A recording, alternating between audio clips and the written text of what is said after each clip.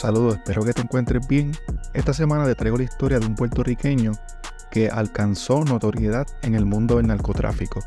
Su nombre es Luis Figueroa, mejor conocido como Tuntún, quien estuvo al frente de una organización criminal que operaba desde la ciudad de Camden en Nueva Jersey y hacia Puerto Rico.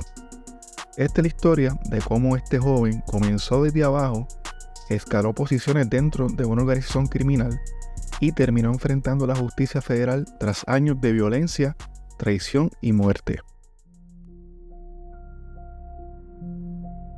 Luis Figueroa nació en Puerto Rico y era natural del pueblo de Ciales, pero su nombre cobró gran notoriedad en el noreste de los Estados Unidos, específicamente en el área de Nueva Jersey. Su carrera en el narcotráfico comenzó desde cero.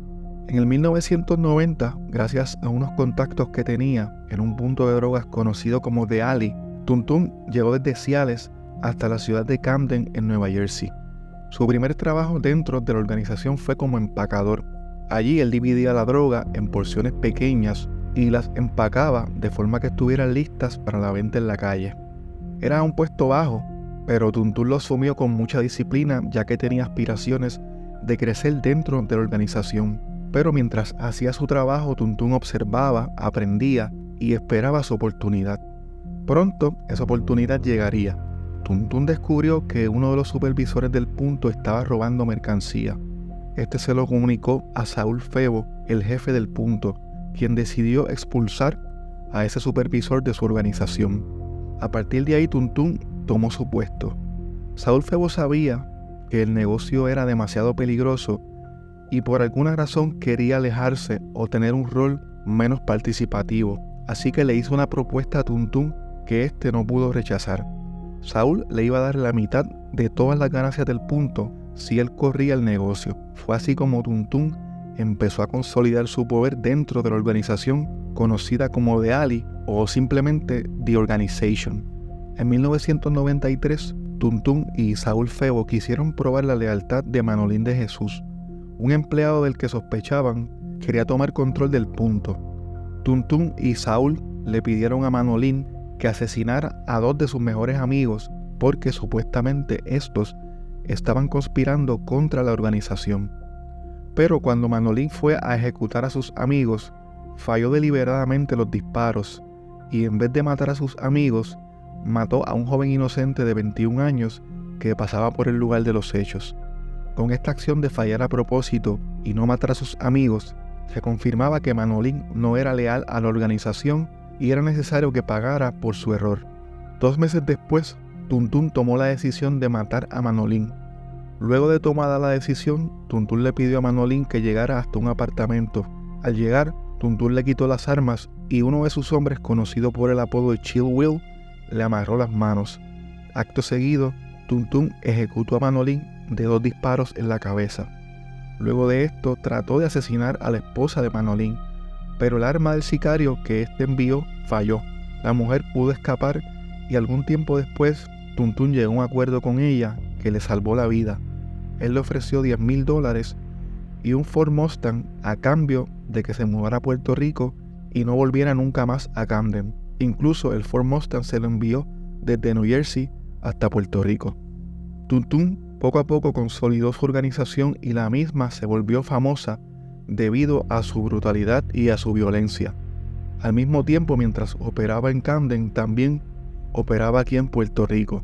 En el 1997, Tuntún planeó ejecutar a 2 hombres que le habían robado cocaína en Puerto Rico, pero sus sicarios terminaron matando a 4 personas, incluyendo a una mujer policía de 27 años llamada Enid, que supuestamente era corrupta. Se dice que los hombres de Tuntún dejaron el cuerpo de esta mujer en el baúl de un carro con algunos kilos de cocaína para probar que ella sí estaba envuelta en el narcotráfico. Se alega que Tuntún ordenó un sinnúmero de asesinatos en Puerto Rico y que tenía una especie de cementerio en una finca que él compró con el dinero de la droga. Esta acción de enterrar a sus víctimas lo convirtió en una especie de leyenda que infundía terror en Puerto Rico. La policía de Puerto Rico intentó desenterrar algunos cuerpos, pero no logró hacerlo porque necesitaban unos testigos que les dijeran exactamente dónde estaban los cuerpos. En junio de 1998, Tuntún fue arrestado por agentes federales mientras se encontraba en su casa en Ciales. Antes de su arresto, este había sido acusado de 3 cargos de intento de asesinato en Ciales, tras una ola de tiroteos que dejó a un agente de la policía herido. A pesar de que era obvio que Tuntún traficaba drogas y que era sospechoso de varios asesinatos, cuando este fue acusado por las autoridades locales, él logró un acuerdo y se declaró culpable de cargos menores y recibió una sentencia de libertad condicional de 5 años. Pero la Fiscalía Federal aún continuaba persiguiendo a Tuntún y se sospechaba que antes de irse de Puerto Rico, él ordenó la muerte de al menos 2 personas, incluyendo a una mujer que era su amante, quien alegadamente colaboraba con las autoridades federales. Mientras tanto, el Departamento de Justicia de Puerto Rico trataba de construir casos contra los asociados de la organización de Tuntún que estaban vinculados con 9 asesinatos. Entre los asesinatos que se investigaba por las autoridades locales estaba el de la amante de Tuntún, una joven de 25 años que fue asesinada en el 1999, luego de que miembros de su organización hicieran que ésta abandonara el programa de protección a testigos en el que ella se encontraba. A esta mujer la encontraron enterrada 12 pies bajo el cemento de una ferretería llamada Ferretería Tuntún, que era un negocio que supuestamente se financiaba con el dinero del narcotráfico. Se dice que cerca de 12 personas participaron en la ejecución de esta mujer, mientras algunos de los miembros de la organización bebían cerveza y fumaban marihuana como si se tratara de una fiesta o algún tipo de celebración. En un reporte de la prensa local en Camden se explicó cómo funcionaba el negocio de la venta de cocaína de la organización de Tuntún. Primero, la organización compraba 1 kilo de cocaína por $20,000 a los proveedores, que muchas veces pertenecían a los carteles colombianos. Luego se le añadía a la droga hasta 500 gramos de sustancias adulterantes en una casa de corte, como le llaman. Por ejemplo, esta sustancia podía ser baking soda, lactosa o talco. Después de cortar la droga, esta subía de 1 kilo a 1.5 kilos y se vendía en la calle por $33,000, lo que le generaba $13,000 de ganancia por kilo al comprador original.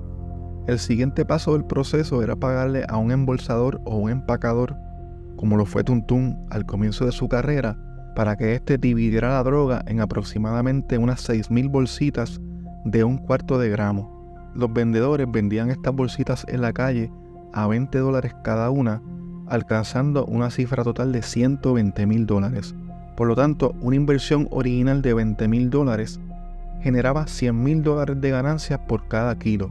Ciertamente un negocio muy lucrativo. Volviendo a la historia de Tuntún, este tenía un socio llamado José Rivera, mejor conocido como JR. Junto a este se coordinaban los envíos desde Puerto Rico y Camden y se aseguraba que el negocio siguiera protegido mediante el uso de la violencia y la intimidación. En el 1998 ambos fueron arrestados por las autoridades federales. En febrero del 2000, Tuntún y JR fueron acusados y encontrados culpables de administrar y de dirigir la organización. Durante el juicio, algunos testigos afirmaron que varios políticos, incluyendo a Milton Milán, quien era para ese entonces el alcalde de Camden, habían colaborado con el narcotráfico y el lavado de dinero antes de asumir cargos públicos.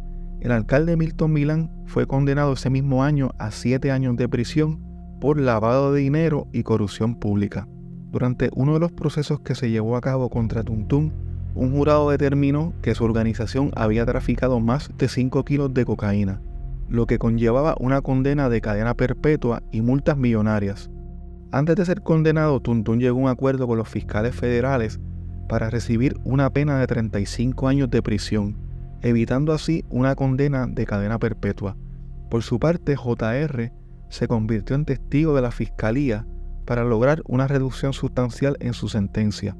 La mayoría de la información que se encuentra por ahí de Tuntún es bastante limitada y en muchas ocasiones se basa en rumores y de lo que se dice por ahí en la calle. Por ejemplo, se dice que en Ciales muy pocas personas sabían sobre el poder que tenía Tuntún en la ciudad de Camden. Además, supuestamente en Puerto Rico, él controlaba los territorios de Carolina y parte de Canóvanas y se alega que tuvo guerras con otros notorios narcos de Puerto Rico. El mito de Tuntún creció entre la leyenda y la realidad. Él era un hombre capaz de manejar una organización que traficaba drogas, cometía asesinatos y que hizo alianzas con los carteles colombianos mientras mantenía un perfil relativamente bajo en su pueblo natal. Incluso se dice que este ayudó a muchas personas de su pueblo que tenían alguna necesidad económica. Luego de su condena, Tuntún intentó un sinnúmero de apelaciones de su sentencia. En el 2005 intentó anular o corregir su sentencia, pero el tribunal desestimó su moción. En el 2011 presentó una segunda y tercera moción alegando varios errores y violaciones de sus derechos, pero todas fueron denegadas. Finalmente, en el 2012, alegó que hubo una mala gestión por parte de la Fiscalía y del tribunal y que se hizo uso indebido de un segundo jurado durante su juicio. El tribunal apelativo también falló en su contra. Cada intento de apelación reforzaba la firmeza de su condena federal y a pesar de todos los recursos legales que solicitó, el tribunal lo mantuvo tras las rejas. Hoy en día Luis Figueroa alias Tuntún cumple su condena en una prisión federal, mientras su nombre sigue siendo recordado como uno de los narcos más notorios nacidos en Puerto Rico.